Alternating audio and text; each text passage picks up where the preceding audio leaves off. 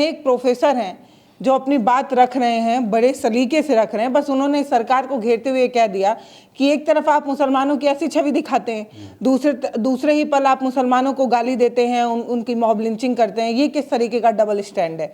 तो उनकी गिरफ्तारी हो जा रही है। जवाबदेही डेमोक्रेसी की आत्मा है, आपको जवाब देना है। नहीं दे सकती तो छोड़ दीजिए सत्ता ना।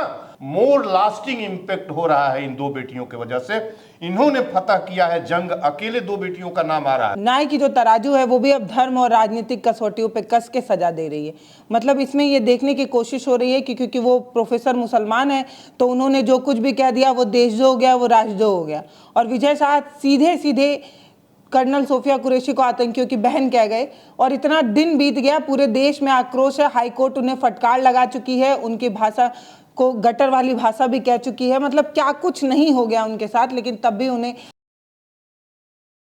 देश में जैसे नाम देखकर, कपड़ा देखकर उसकी पहचान तय हो रही है और उसी आधार पर सजा तय हो रही है। आपको सबसे पहले ये बताया गया कि आप दूर से ही किसी की दाढ़ी देखकर ये पहचान लीजिए, आप किसी का कपड़ा देखकर पहचान लीजिए, उसकी टोपी देखकर पहचान लीजिए। ये बयानबाजी जब तक राजनीतिक मंच पर हो रही थी तब तक सही थी, लेकिन जब ये वाली राजनीति किसी को न्याय दिलाने और किसी को जेल पहुंचाने तक पहुंच जाए तो आप समझ लीजिए कि ये चिंता की बात हो सकती है। आपको विजय साहब का बयान याद होगा, उन्होंने देश की सबसे बहादुर बिटिया कर्नल सोफिया कुरैशी को आतंकियों की बहन बता दिए। अब ये जो विजय शाह हैं, ना तो इनकी गिरफ्तारी हो रही है, ना पार्टी से इस्तीफा हो पा रहा है, ना तो ढंग से इनको फटकार लग पा रही है, ना बीजेपी इन पर कोई एक्शन ले पा रही है। इसके उलट एक प्रोफेसर है, वो इस तरीके की कोई बात भी नहीं लिखते हैं। उन्होंने क्या लिखा इस पर एक सवाल ज़रूर हो सकता है, लेकिन उनके पूरे बयान को महिला विरोधी बताया गया। महिला आयोग जो है वो सामने आ गया, उनकी गिरफ्तारी तक हो गई। एक असिस्टेंट प्रोफेसर अशोका यूनिवर्सिटी के, जिन्होंने अपनी बात बहुत तरीके से जो है सोशल मीडिया पर लिखी, सोशल मीडिया एक्स पर लिखा और फेसबुक पर लिखा। उनका ये जो बयान था उसमें उन्होंने सेना की भी तारीफ की है, पाकिस्तान को ढंग से लथाड़ा भी है, और उन्होंने ये भी कहा है कि डबल स्टैंड जो है वो मोदी का नज़र आता है। जब आप कर्नल सोफिया कुरैशी को एक बड़े मंच पर बैठाकर ये दिखाने की कोशिश करते हैं कि भारत का जो अल्पसंख्यक समाज है, भारत के जो मुसलमान हैं, उनका नेतृत्व जो है वो कर्नल सोफिया कुरैशी जैसी बिटिया कर रही हैं, मुसलमान इतने आगे हैं भारत में, इस तरीके की चीज़ें दिखाने की कोशिश करते हैं। इसके उलट जब आप ही के देश में मॉब लिंचिंग हो जाती है, गौ तस्करी के नाम पर किसी मुसलमानों को मारा जाता है, जब आप ही के मंच पर आपकी मंगलसूत्र चुरा कर ले जाएंगे, ये वाला बयान देने वाले स्टैंड हैं आप ही के देश में, ऐसे एग्जाम्पल हैं, तो ये डबल मीनिंग नहीं है, डबल स्टैंड नहीं है। यही बात जो है उन्होंने कही थी। पूरा बयान लेकर कोई आपत्ति नहीं थी, लेकिन लास्ट में उन्होंने सरकार को जिस तरीके से घेर लिया, जिस तरीके से सरकार से ये कह दिया कि डबल स्टैंड आप क्यों रखते हैं, ये जो आप दिखावापन कर रहे हैं कर्नल सोफिया कुरैशी को सामने लाकर मुसलमानों को एक अलग तरीके की छवि दिखाने की आप कोशिश कर रहे हैं, लेकिन असल में आपके समाज में मुसलमानों के साथ किस तरीके से दोयम दर्जे की राजनीति होती है, इसी पर उन्होंने सवाल किया था। ये सवाल इतना ज़्यादा बुरा लग गया कि उन्हें जेल तक की हवा खानी पड़ रही है, उन्हें गिरफ्तार कर लिया गया है। अब सबसे बड़ा सवाल ये है कि कर्नल सोफिया कुरैशी को लेकर उन्होंने तो कोई आपत्तिजनक बयान दिया भी नहीं, लेकिन तब भी उन्हें गिरफ्तार कर लिया गया, ये कहते हुए इन धाराओं में FIR दर्ज करके कि उन्होंने राष्ट्र की एकता को नुकसान पहुंचा दिया है, राष्ट्र की अखंडता को नुकसान पहुंचा दिया है। कर्नल सोफिया कुरैशी को इस तरीके से उन्होंने, व्योमिका सिंह और कर्नल सोफिया कुरैशी को उन्होंने निशाना बना दिया है। इस तरीके की बातें हो रही हैं, और जो खुले मंच से कर्नल सोफिया कुरैशी को आतंकियों की बहन कह रहे हैं, उन पर कोई एक्शन नहीं हो पा रहा है। तो ये कैसी पॉलिटिक्स है कि आप एक को आंख मूंद दे रहे हैं, एक की हर गलती माफ़ कर दे रहे हैं क्योंकि वो आपके पार्टी से आते हैं, क्योंकि वो आपकी पॉलिटिक्स कर रहे हैं। वो मुसलमान को, जैसे बीजेपी की पॉलिटिक्स है 80 बनाम 20 वाली, बीजेपी की पॉलिटिक्स है कि वो इस तरीके की चीज़ें करें, हिंदू मुसलमान करें, तो विजय साहब वही करने की कोशिश कर रहे थे। बल्कि उनका बोलने का तरीका गलत था, ये बात बीजेपी वाले भी मान रहे हैं, लेकिन वो ये भी मान रहे हैं कि जो बात उन्होंने कही वो कहीं ना कहीं हमारे दिल की बात थी। उन्होंने कर्नल सोफिया कुरैशी को ये देखा कि वो अल्पसंख्यक समाज से आती हैं, वो मुसलमान हैं और पाकिस्तान जो है वो मुस्लिम कंट्री है, तो इससे लिंक जोड़ दिया कि मुसलमानों की बहन कर्नल सोफिया कुरैशी हैं तो आतंकियों की बहन हो गई। इस तरीके से उन्होंने, मतलब उनका दिमाग कितना कम रहा होगा, किस तरीके से उन्होंने लिंक बैठाया। तो पॉलिटिक्स तो बीजेपी के वही है, तो उन पर एक्शन नहीं हो रहा है। लेकिन एक प्रोफेसर हैं जो अपनी बात रख रहे हैं, बड़े सलीके से रख रहे हैं। बस उन्होंने सरकार को घेरते हुए कह दिया कि एक तरफ आप मुसलमानों की ऐसी छवि दिखाते हैं, दूसरे ही पल आप मुसलमानों को गाली देते हैं, उनकी मॉब लिंचिंग करते हैं। ये किस तरीके का डबल स्टैंड है? तो उनकी गिरफ्तारी हो जा रही है। बड़ी बात नहीं है, बड़ी बात है ये कि आप धर्म की तरह, जो हमारा धर्म है, वो जो हमारा न्याय है, वो भी जो न्याय की जो तराजू है, वो भी अब धर्म और राजनीतिक कसौटियों पे कस के सजा दे रही है। मतलब इसमें ये देखने की कोशिश हो रही है कि क्योंकि वो प्रोफेसर मुसलमान है तो उन्होंने जो कुछ भी कह दिया वो देशद्रोह हो गया, वो राष्ट्रद्रोह हो गया। और विजय शाह सीधे सीधे कर्नल सोफिया कुरैशी को आतंकियों की बहन कह गए और इतना दिन बीत गया, पूरे देश में आक्रोश है। हाईकोर्ट उन्हें फटकार लगा चुकी है, उनकी भाषा को गटर वाली भाषा भी कह चुकी है। मतलब क्या कुछ नहीं हो गया उनके साथ, लेकिन तब भी उन्हें ना इस्तीफा उनसे लिया जा रहा है, ना उन्हें जेल की हवा खानी पड़ रही है। मैं इसलिए बड़ी बात नहीं कह रहा हूँ कि कोई ये न समझे कि मैं भाजपा को या विजय शाह को बचाने की कोशिश कर रहा हूँ। विजय शाह को जेल में होना चाहिए, ओके? एक दिन बिना लगाए विजय शाह को जेल में होना चाहिए। मिनिस्ट्री से तो जानी ही चाहिए, यदि वो मिनिस्टर है तो मिनिस्टर लायक नहीं है, उससे तो उसको निकाला ही जानी चाहिए। विजय शाह को 1 मिनट के अंदर जेल के शिकंजे में जाना चाहिए। और अब प्रेसिडेंट को ये चीज नहीं दिखाई दे रहा है कि न्यायालय संज्ञान ले रहा है, न्यायालय स्वतः संज्ञान, वो गाली दे रहा है, एक पूरी कास्ट कम्युनिटी को गाली है। वो सोफिया को इस तरीके से जोड़ना, एक कास्ट, एक धर्म के आधार पर, एक पाकिस्तान के में मुसलमान है तो उनकी बहन कहना, ये जानती हैं कितना बड़ा गाली है? ये गाली है, तुम्हारी बहन को भेज दिया था ऐसी तैसी कराने के लिए। ये एक जो है एक ऐसा फूहड़ किस्म का, हमने उसका बयान भी सुना, मिनिस्टर कह रहा था कि मेरा तोड़ मरोड़ के बात कर रहा था, वो 1000 बात करे। सवाल ये है पल्लवी जी कि जो उसने कहा ना, वो भाजपाइयों के दिल की बात कहा। भाजपाई मुसलमान को कभी अपना नहीं मान सकते। आपको मैं बता दूं कि ये तो नेशन के सिक्योरिटी का प्रश्न है कि वो जानते हैं कि अभी मैं सोफिया को इस तरीके से जोड़ूंगा तो इतनी ज्यादा हमको फूहड़ लोग कहेंगे, हम कहाँ खड़े होंगे, उनको भय सता रहा है। वरना वो कभी भी मुसलमान को भाजपा अपने पास सटने नहीं देती है। उसका जब से उदय उसका हुआ है, वो भाजपा रहित भारत की कल्पना करती है, भाजपा रहित हिंदू राष्ट्र की कल्पना कर, अरे मुसलमान रहित हिंदू राष्ट्र की कल्पना करती है। परफेक्ट। विजय शाह ने जो कहा है वो गलत नहीं कहा है, लेकिन अब विजय शाह के सिर पर आ गई है बात, हो विजय शाह के सिर पर आ गई है। लेकिन मुझे लग रहा है इसलिए एक्शन नहीं ले रही है भाजपा कि अगर विजय शाह पे एक्शन ले लेगी तो जो कट्टर हिंदुत्व वाले लोग हैं वो बीजेपी से नाराज हो जाएंगे, क्योंकि बोला तो उन्होंने सही है, बस गलत बोल दिया। बोलने का जो तरीका था वो गलत हो गया। तो इस विजय शाह को इमीडिएट जेल के शिकंजे में डालना चाहिए। और दूसरी बात की दो तरफा बार बार आप कह रही हैं, तो दो तरफा ये कोई आज हो रहा है देश के अंदर।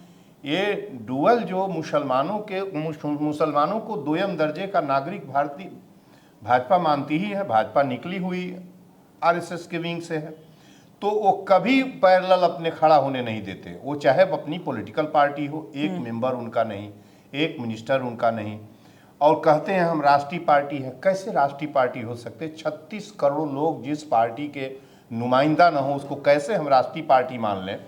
उसको कैसे हम गवर्नमेंट कहें, डेमोक्रेटिक गवर्नमेंट कैसे कहें कि एक हिंदुस्तान के 1/25 माने 1/4 हिस्सा वो बिल्कुल वो जानता ही नहीं कि डेमोक्रेसी में केवल वोट देने का नुमाइंदा है।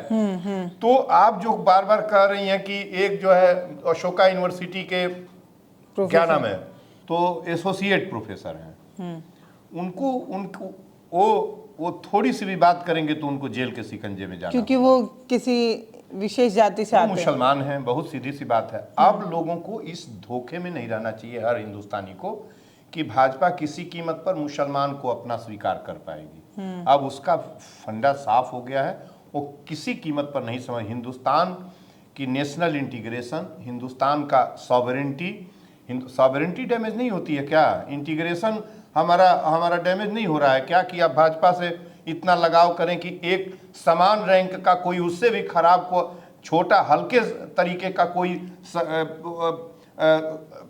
वो करे, अपराध करे, उसको आप जेल ठेका दें, और जो उससे बड़ा अपराध करे उसको आपको हाथ पकड़ने में देर हो रही है। जिसमें सबसे बड़ी बात है कि उनके पूरे केस में हाई कोर्ट उन्हें फटकार लगा चुका है, सुप्रीम कोर्ट तक उनसे कह चुका है कि अपने पद की गरिमा रखना चाहिए आपको। आप घड़ियाली आंसू बहा रहे हैं माफी मांगने के नाम पे। सोचिए, हाई कोर्ट सुप्रीम कोर्ट सब उन्हें फटकार लगा रहा है। संज्ञान में मध्य प्रदेश की कोर्ट ने लेके उसको फटकार लगाई है और तब भी एक्शन नहीं हो पा रहा है। गवर्नमेंट जो एग्जीक्यूटिव है वहां का जो मुख्यमंत्री है मोहन यादव, वो जेल में उसको अभी नहीं भेज रहा है। न जाने कौन सा हिंदुस्तान ये बताने की कोशिश कर रहे हैं। और महिला आयोग का कमेंट जो कर रही हैं, महिला आयोग तो इस देश के अंदर, महिला आयोग को तो इमीडिएट भंग कर देना चाहिए। ये तो क्राइम को बढ़ाने वाली आयोग है महिला आयोग। महिलाओं पर मणिपुर से भी जघन्य घटना कहीं आपके जीवन में कभी देखी थी? हम तो न देखे थे ना आगे देख पाएंगे। मणिपुर में जो घटना हो रही थी, महिला आयोग कहाँ सोई थी, जरा हमें बताइए। किसी महिला आयोग ने क्या कहने की कोशिश की प्राइम मिनिस्टर से, प्रेसिडेंट से कि वो क्या हो रहा है? महिला आयोग क्या मणिपुर में जाकर उस क्राइम को रोकी थी? एक आदमी रोक सकता था, कोई रोक सकता था।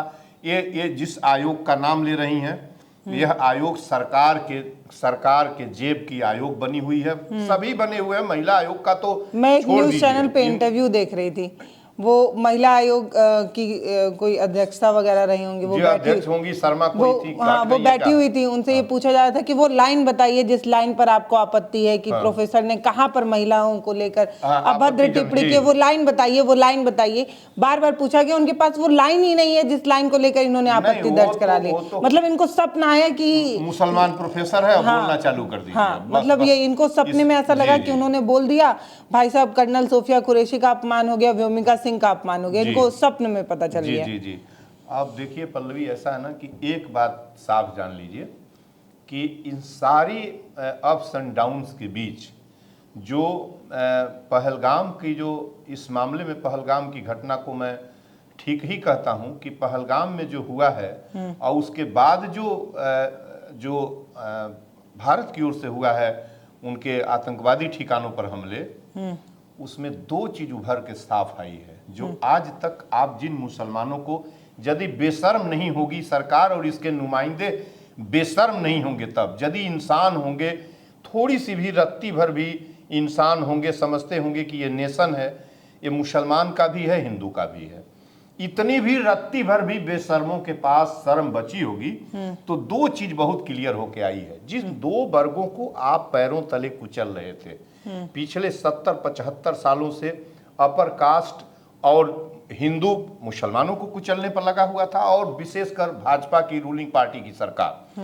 और अपर कास्ट दलितों को कुचलने पर लगा हुआ था। बराबर आप देख ही रहे हैं, सड़क पर, बलात्कार में, सब हर दफा दलित कुचला जा रहा है।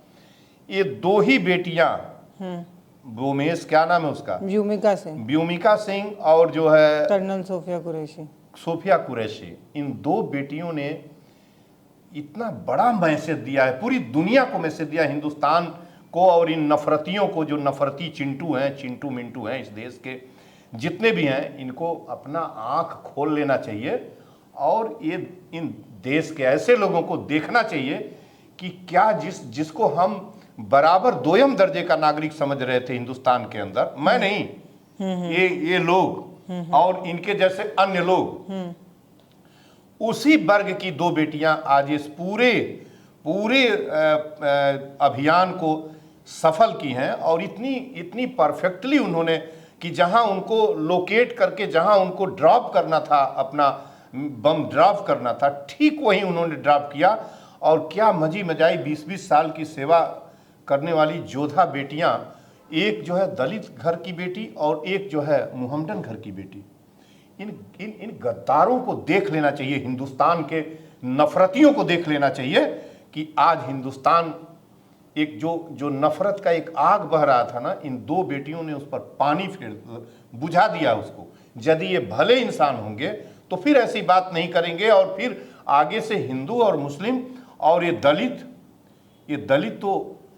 तो पहले भी योद्धा था, माहर सेना हुआ करती थी, माहर सेना इतनी लड़ाका जबरदस्त सेना हुआ करती थी उस समय, और दलितों में एक से एक क्रांतिकारी वीर हुए। इस उधम सिंह जैसा वीर दलित था, ये जो मदन लाल ढींगरा थे और डोम परिवार के थे, वो क्रांतिकारी वीर इस जगह पर हुए। और इस्लाम पंथियों में तो किसको मैं कहूं जिसकी तलवार बाज रही थी अंग्रेजों से, चाहे वो बरेली का वक्त खां हो, चाहे फैजाबाद का मौलवी अहमद उल्ला हो, चाहे इलाहाबाद का मौलवी लियाकत अली हो, चाहे लखनऊ की बेगम हजरत महल हो, किसका नाम लिया जाए। तो आज ये दो चीज को मैं बहुत बार बार कह रहा हूं आपके चैनल को, शायद आपका ध्यान न आकृष्ट हो रहा है इस पर, अलग से आप अपने तरफ से वीडियो बनाइए कि बहुत मोर लास्टिंग इम्पैक्ट हो रहा है इन दो बेटियों की वजह से।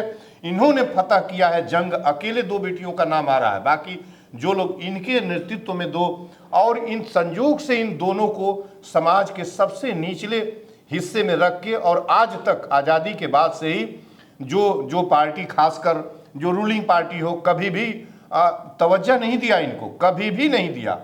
और आज वही बेटियां भारत का नाम रोशन, दुनिया जान गई इन दोनों बेटियों को। तो एक बड़ा मैसेज जा रहा है, और इस विजय शाह को इमीडिएट जेल के अंदर से कंजे में लाना चाहिए, नहीं तो आप ऐसे डेमोक्रेसी को महफूज नहीं रख पाइएगा।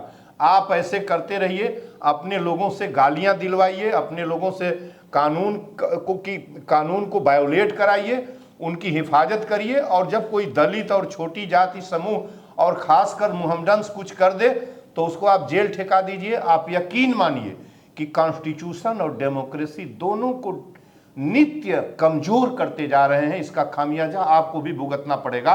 आप रूलिंग पार्टी के लोग हैं, लेकिन अब से भी सतर्क होइए कि वो दो जो सबसे नीचे कम्युनिटी समाज का सबसे निचला तबका है, उन दोनों ने भारत की शान और बान को आसमान में रखा हुआ है। जब से प्रोफेसर अली खान की गिरफ्तारी हुई है, तब से मैं अलग अलग जगहों पर देख रही हूं कि लोग उनकी गिरफ्तारी को लेकर अपने अपने तरीके से विरोध दर्ज करा रहे हैं। विरोध इसलिए दर्ज करा रहे हैं क्योंकि सबका विश्वास कम से कम न्याय व्यवस्था पर तो है ही, और ऐसा लगता है कि उनकी गिरफ्तारी जिस तरीके से हुई है वो पूरी तरीके से गलत है। अपनी बात रखने का हक सभी के पास है, उन्होंने अपनी बात रखी है। अगर आप उन पर पूरा वीडियो चाहते हैं, अगर आपको लगता है कि उन्होंने ऐसा क्या कमेंट किया जिसको लेकर गिरफ्तारी हो गई, तो आप मुझे कमेंट कर बताइएगा। मैं एक लाइन को पढ़कर बता दूंगी कि उन्होंने क्या कहा है।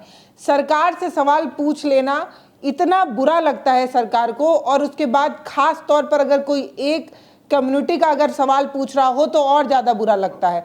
धर्म देखकर जिस तरीके से न्याय दिया जा रहा है, वो अपने देश की ना सिर्फ न्याय व्यवस्था को बल्कि अपने देश की तमाम संस्थाओं को सवाल के घेरे में रखता है कि ये जो आप चश्मा लगाकर न्याय देने लगे हैं ना, जो आप चश्मा लगा के गिरफ्तारी करने लगे हैं, ये समाज में और ज्यादा रोष पैदा कर रहा है। रोकिए। और दूसरी बात है पल्लवी की, जो आपने, यदि आप सवाल से डरते हैं, सवाल आपके कान को दर्द पहुंचाते हैं, तो कितना अच्छा है कि आप सत्ता छोड़ देंगे। किसने आपको, किन रस्सियों में आपको जकड़ के रखा है। मिनिस्टर्स को कहता हूं, ऑनरेबल पीएम को कहता हूं कि, और क्यों किसी को जेल में आप आलोचना के लिए उसके ऊपर, किसी के ऊपर राष्ट्रद्रोह को परिभाषित क्यों नहीं करते। यही राष्ट्रद्रोह है कि कोई आपसे सवाल करे, कोई कड़ा से कड़ा सवाल करे तो आप सुन न पाए। आप सवाल नहीं सुन सकते हैं तो डेमोक्रेसी का कत्ल करते हैं। जवाबदेही डेमोक्रेसी की आत्मा है, आपको जवाब देना है। नहीं दे सकते तो छोड़ दीजिए सत्ता ना, छोड़ दीजिए सत्ता। मैं बता दूं कि 2011 में 15 अगस्त 2011 को अन्ना ने आंदोलन किया था इंडिया अगेंस्ट करप्शन का।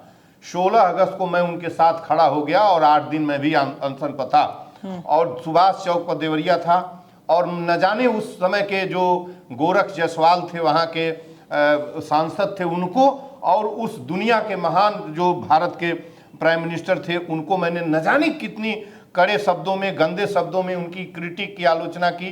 2 ट्रक पीएससी और फोर्स लगाई गई थी, मुझे किसी ने मेरा बाह नहीं पकड़ा, एक मुकदमे मेरे ऊपर नहीं हुए। डेमोक्रेसी का इस तरीके की आज़ादी के साथ मैं अभिव्यक्ति करता था। नरेंद्र मोदी जब 2014 में सत्ता के लिए चुनाव लड़ने आए थे, तो इनका पहला चुनावी कार्यक्रम था चाय पर चर्चा। इनका कार्यक्रम था बनारस में, और गोरखपुर में स्टाल लगना था, टीवी पर इनको आना था। गोरखपुर की जिम्मेदारी मेरे जिम्मे थी। बार बार कहता हूं कि इनकी खुफिया यदि कहीं हो, जो इंटेलिजेंस हो, तो उससे मंगाएं उस लिस्ट, उस सूची को। अप्रैल या मई जो भी महीना हो, कास्टिंग के पहले मैंने संचालन किया था। 6,000 रुपया लगा था मेरा। रूलिंग पार्टी उस समय मनमोहन सिंह थे सत्ता पर, एक पुलिसमैन नहीं हमको पुशबैक करने आया। मेरी सुरक्षा में पुलिस लगाई गई थी। जब मैं सड़क पर निकलता हूं तो आपकी पुलिस झुंड आके हमको पुशबैक करती है। मुझे 2 अक्टूबर को गिरफ्तार किया गया है इसी गोरखपुर के अंदर। 2 अक्टूबर 23 को मुझे हवालात में नहीं डाला गया प्रशासन ने। मैंने कहा जेल में ले चलिए, आपकी ईंट से ईंट बजा दूं, प्रशासन ने छोड़ा। 2-2 लाख के मुचलके पर मुझे छोड़ा गया था। ये क्या नौटंकी है? किस तरह की नौटंकी हिंदुस्तान के अंदर करते हैं? प्रोफेसर अली को, जो भी हैं, उनको मैं सुनने वालों को और सत्ता के लोगों को और दिल्ली में बैठी ऑनरेबल प्रेसिडेंट को अरे कहता हूं कि इस डेमोक्रेसी को बचाइए। ऐसे नहीं डेमोक्रेसी मिली है। डेमोक्रेसी फांसी और तख्त पर लटकने के बाद हिंदुस्तान की डेमोक्रेसी है। नफरत से नहीं चलना चाहिए। सबके संयुक्त ताकत से हमको आज़ादी मिली है। डेमोक्रेसी की, कॉन्स्टिट्यूशन की रक्षा करिए। आपका एक भी अंग, आपका एक भी नागरिक बेवजह जेल के अंदर नहीं जाना चाहिए। चाहे वो हैं, चाहे लखनऊ की प्रोफेसर हो, जिनके ऊपर इस तरह के फर्जी इस समय केस लगाए गए हैं, उनको आप जेल के बाहर करिए या खत्म करिए और चैन से डेमोक्रेसी को और इस देश की व्यवस्था को आगे ले चलिए। इस देश को कहाँ आप लोग किस तरीके से दबा दबा के रख रहे हैं? हम बात न कर पाए, हम सच बात न कह सकते हो, ये क्या मतलब है इस चीज का? मैं अभी प्रार्थना करता हूं, आप सबसे करता हूं, आज मैं खत लिखूंगा ऑनरेबल प्रेसिडेंट को कि प्रोफेसर को इमीडिएट, प्रोफेसर को आप किस तरह के, क्या हो, कौन सा राष्ट्रद्रोह, क्या हो आपको कर रहे थे?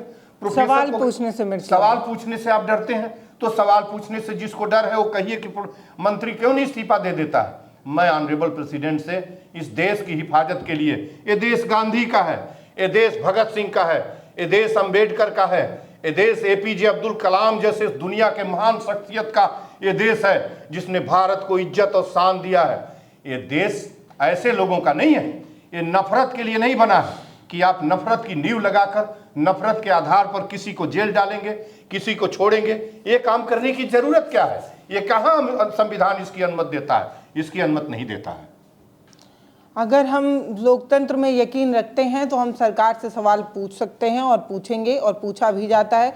लेकिन जिस तरीके से प्रोफेसर की गिरफ्तारी हुई है, एक तबका है जो सवाल पूछ रहा है और मुझे पूरा यकीन है कि ये सवाल जो पूछा गया है उसका जवाब तो आप नहीं दे पाएंगे बेशक, लेकिन ये जो सवाल पूछने वाले जो लोग हैं उनको इस तरीके से जेल में डालना बिल्कुल गलत है। बाकी इस वीडियो पर आपकी क्या राय है वो आप हमें कमेंट सेक्शन में लिखकर जरूर बताइए। नमस्ते, मैं पल्लवी हूँ, आप भारत एक नई सोच देख रहे हैं। आपका बहुत धन्यवाद। बहुत बहुत धन्यवाद आपको।